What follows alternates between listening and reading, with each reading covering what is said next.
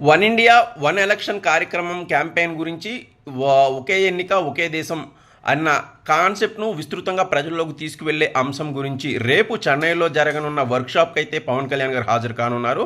దీనికి సంబంధించి one India one election అనేది ప్రధాన నినాదంగా దేశం మొత్తం మీద మెట్రో నగరాల్లో వర్క్షాపులు నిర్వహిస్తున్న వేళ చెన్నైలో జరిగే కార్యక్రమానికి ఉప ముఖ్యమంత్రి పవన్ కళ్యాణ్ గారికి ఆహ్వానం అందింది. దీని మీద ఆయన వెళ్ళి ఆయన అభిప్రాయాన్ని, అలాగే జనసేన పార్టీ నిర్ణయాన్ని, విధానాన్ని కూడా అక్కడ బయట పెట్టనున్నారు.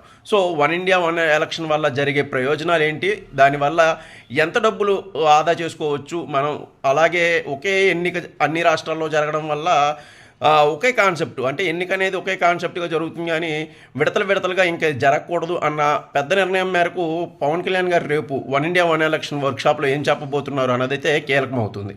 సో ఎప్పటికప్పుడు అప్డేట్స్ గురించి ఛానల్ని ఫాలో అవ్వండి, వీడియోలను లైక్ చేయండి. Thank you.